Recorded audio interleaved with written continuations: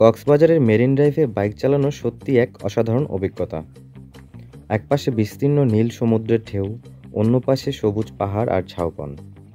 তার মাঝ দিয়ে আঁকাবাঁকা লম্বা রাস্তা যেন এক স্বপ্নের পথ।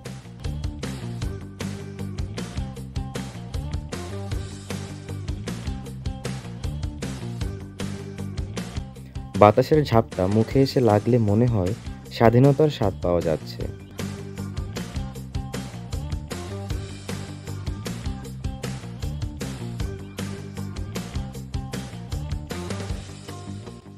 রাস্তার ফাঁকে ফাঁকে সমুদ্রের ঝলমলে রূপ, সূর্যের আলোয় সোনালি বালুকণা, সবকিছু মিলে বাইক রাইডকে করে তোলে আরও রোমাঞ্চকর। যারা অ্যাডভেঞ্চার ভালোবাসেন তাদের জন্য মেরিন ড্রাইভে বাইক চালানো মানেই নিখাত আনন্দ আর অফুরন্ত স্মৃতি।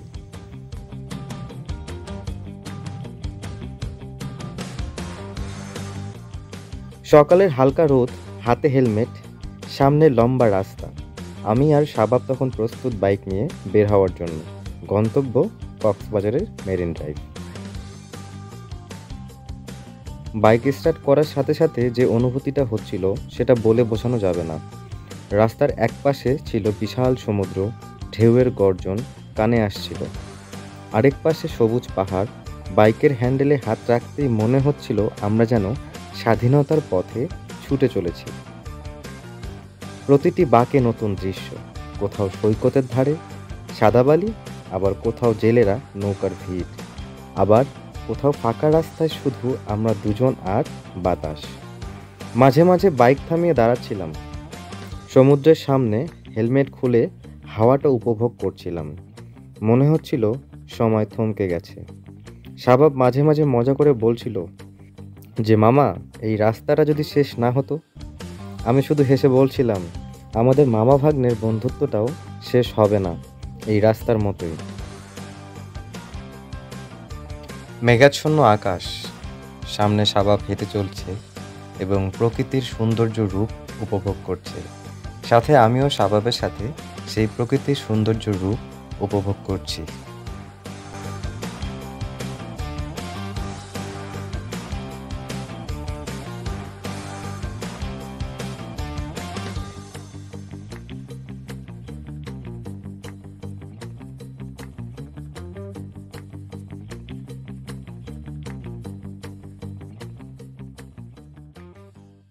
প্রকৃতির সৌন্দর্য রূপ উপভোগ করার পর আমরা আবারও বাইক রাইড শুরু করলাম। জানি না আমাদের এই বাইক রাইড কখন কোন গন্তব্যে গিয়ে শেষ হবে, কারণ এত মনোমুগ্ধকর পরিবেশ আর তার সাথে হালকা মৃদু বাতাস আমাদের মনকে এক প্রশান্তির মাঝে হারিয়ে নিয়ে গেছে। সবটুকু ধ্যান সারাক্ষণ দিতে চাই তোমাকে, তোমাকে।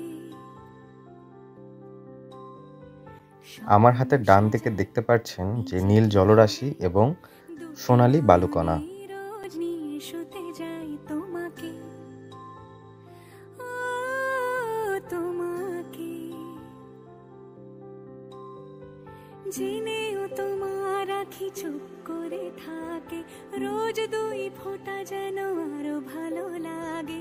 গানে অভিসারে চাই শুধু বারে বারে তোমাকে।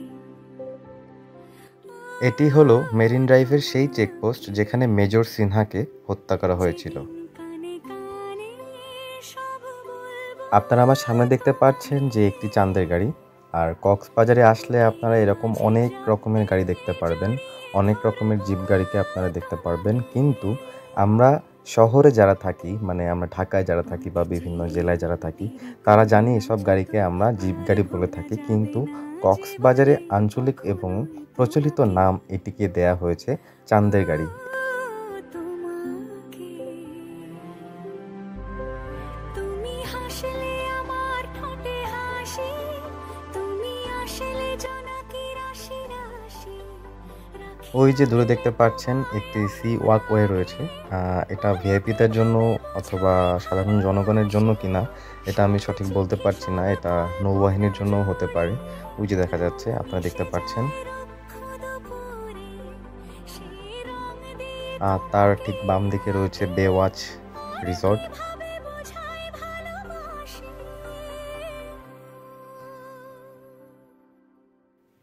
আপনাদেরকে একটু আগে যে ওয়াকওয়ের কথা আমি বলছিলাম সেটাই হচ্ছে এটা।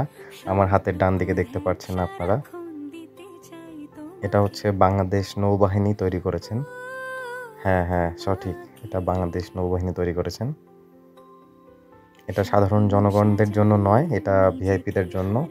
আর দুটি নয়নে রোজ নিশুতি আমরা এই মুহূর্তে অবস্থান করছি ইনানির কাছাকাছি হয়তো কোনো একটি বিচে। তো অসাধারণ সুন্দর, অসাধারণ দৃশ্য আপনারা দেখতে পাচ্ছেন, আমরাও উপভোগ করছি। আশা করছি আপনাদের অনেক ভালো লাগছে। আউটস্ট্যান্ডিং কি বলবো, মানে সমুদ্রের এত কাছ থেকে বাইক রাইড করা ফার্স্ট টাইম, সত্যি বলছি এতটা ভালো লেগেছে আমার, কি বলবো, যা ভাষায় প্রকাশ করার মতো নয় আর কি। মেঘলা দিনে একলা ঘরে থাকে না তো মন, কাছে যাব কবে পাবো ওগো তোমার নিমন্ত্রণ। এই মেঘলা দিনে একলা ঘরে থাকে না তো মন, কাছে যাব কবে পাবো ওগো তোমার নিমন্ত্রণ। Hey, Severina, Severina, do, do, do, do.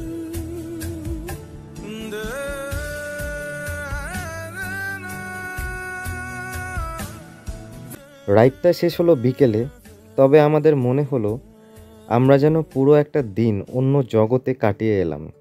ক্লান্তি থাকলেও ভেতরে ভেতরে এক ধরনের প্রশান্তি কাজ করছিল। এই বাইক রাইড শুধু একটি ভ্রমণ ছিল না, বরং বন্ধুত্ব, স্বাধীনতা আর প্রকৃতির সঙ্গে এক হয়ে যাওয়ার এক অভিজ্ঞতা ছিল।